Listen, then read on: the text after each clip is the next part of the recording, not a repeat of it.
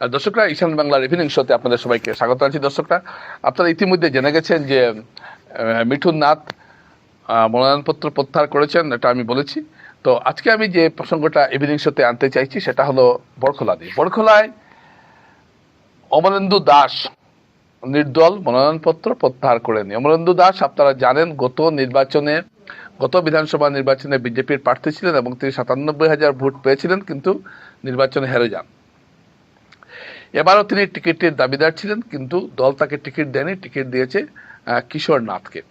এবং অমলেন্দু দাস তার টিকিট না পাওয়ার পর তিনি অত্যন্ত ক্ষুব্ধ ছিলেন এবং তিনি নিঃশব্দে, মিঠুন নাথের মতো ঢাকঢোল পিটিয়ে নয়, নিঃশব্দে তিনি মনোনয়নপত্র জমা দিয়েছেন নির্দল প্রার্থী হিসাবে।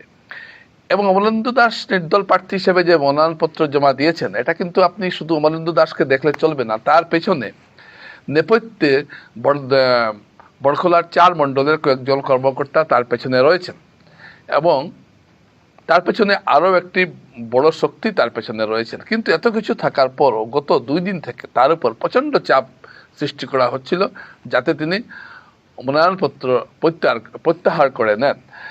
যেভাবে উধারবন্ধে চাপ সৃষ্টি করা হয়েছিল মিঠুন নাথের ওপর এবং যে ১০ জন দাবিদার ছিলেন তাদের উপর, ঠিক একইভাবে প্রচণ্ডভাবে চাপ সৃষ্টি করা হয় অমলেন্দু দাসের উপর। প্রথমে কৌশিক রায় তার সঙ্গে কথা বলেন, মন্ত্রী কৌশিক রায়, এবং কথা বলার পর তিনি একদিন সময় চেয়ে নেন কৌশিক রায়ের কাছ থেকে। কিন্তু একদিন সময় চাওয়ার পর তিনি জানিয়ে দেন যে তিনি মনোনয়নপত্র প্রত্যাহার করবেন না। কিন্তু গতকাল থেকে তার উপর প্রচণ্ড চাপ সৃষ্টি করা হয়েছে এবং তার বাড়িতে গিয়ে পৌঁছেছিলেন কৌশিক রায় সহ বিজেপির বড় বড় নেতারা, কিন্তু তিনি কারো কথা শুনতে রাজি হননি। শেষ পর্যন্ত ডিসি অফিস থেকে তাকে ফোন করানো হয়েছে যে আপনি একটা সাইন দেওয়ার জন্য আসুন, কিন্তু সেই ফোন তিনি ধরেননি। ফোন ধরেছিলেন তার নির্বাচনী এজেন্ট, এবং নির্বাচনী এজেন্ট পরিষ্কারভাবে বলেছেন যে আপনারা যে ডিসি অফিস থেকে ফোন করছেন তার কি কোনো প্রমাণ আছে? আপনারা তো বিজেপি অফিস থেকেও ফোন করতে পারেন। এবং তিনি বলেছেন আমার স্ক্রুটিনি হয়ে গেছে, আমাদের মনোনয়নপত্র ঠিক, এখন কোনো ধরনের সাইন টাইনের দরকার নেই, আমার প্রার্থী যাবেন না, তিনি জানিয়ে দিয়েছেন। অমলেন্দু দাস সুইচ অফ করে আছেন, তার বাড়িতে গিয়ে বসে রয়েছেন বিজেপি নেতারা প্রায় ২ ঘন্টা, কিন্তু অমলেন্দু দাস ব্যাপারটা কোথায় গেলেন অমলেন্দু, তিনি অজ্ঞাত স্থানে আত্মগোপন করেছিলেন। যাই হোক, আজকে তিনি ফোন ধরেছেন এবং ধরার পর তিনি জানিয়ে দেন যে তিনি কোনো অবস্থায় মনোনয়নপত্র প্রত্যাহার করতে পারবেন না এবং তিনি নির্দল হিসেবে প্রতিদ্বন্দ্বিতা করবেন। তারপর রূপম সাহা গেছেন তাকে বোঝানোর জন্য, বিজেপি জেলা সভাপতি রূপম সাহাকে তিনি অত্যন্ত রূঢ়ভাবে কয়েকটি কথা বলেছেন। এতদিন পরে কেন এসেছেন আপনারা, আমাকে মনোনয়ন দেননি, আমার দোষটা কি? আপনারা যে আমার নির্বাচনে আমার বিরোধিতা করেছে, গত নির্বাচনে প্রমাণসহ আমরা দেখেছি, তাকে আপনারা মনোনয়নপত্র দিয়েছেন।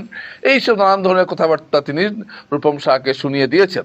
রূপম সাহা দেখেছেন যে আর এখানে থেকে লাভ নেই, তিনি চলে এসেছেন এবং অমলেন্দু দাস পরিষ্কার জানিয়ে দিলেন যে তিনি কোনো অবস্থায় বড়খোলা থেকে মনোনয়নপত্র প্রত্যাহার করতে পারেননি।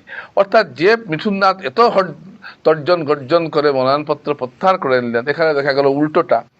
তো অমলেন্দু দাস এই যে মনোনয়নপত্র প্রত্যাহার করতে পারলেন না, এতে কিন্তু বড়খোলাতে বিজেপি অনেকটা সমস্যায় পড়ার সম্ভাবনা কিন্তু রয়েছে, এটা কিন্তু ঘটনা।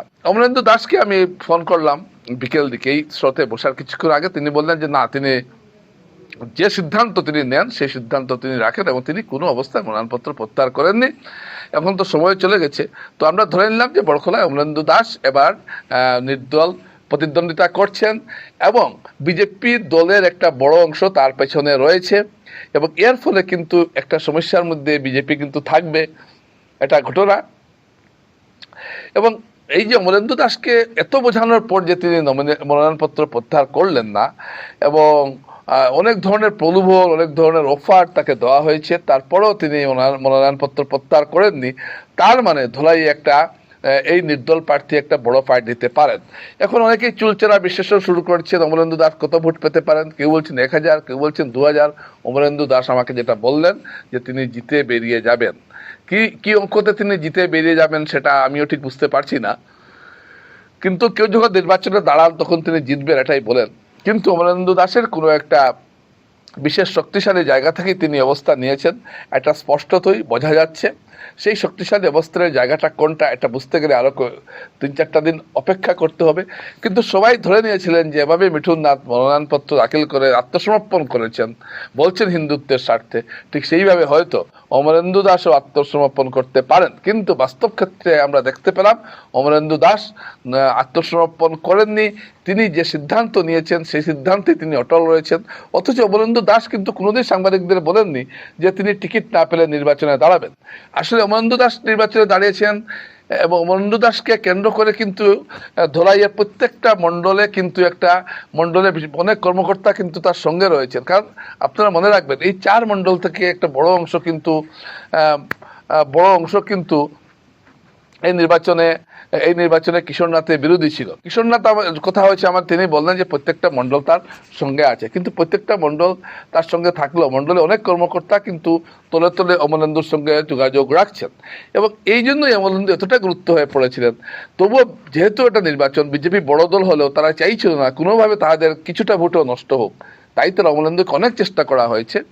পরিমল শুক্লবৈদ্যও চেষ্টা করেছেন, কৌশিক রায় চেষ্টা করেছেন, কোনার্কপুর কায়স্থ যিনি মিঠুন নাথকে আনার ব্যাপারে যিনি সবচেয়ে উদ্যোগী ভূমিকা নিয়েছেন এবং সাফল্য লাভ করেছেন, সেই কোনার্কপুর কায়স্থ এখানে পারেননি। তো সুতরাং বরখোলাতে এই যে অমরেন্দু দাসকে দিয়ে একটা সমস্যা বরখোলা তৈরি হতে পারে বিজেপির জন্য। আর মাঝখানে আরেকজন আছেন, আমি এই কথাটা কাল বলবো, আরেকজন আছেন।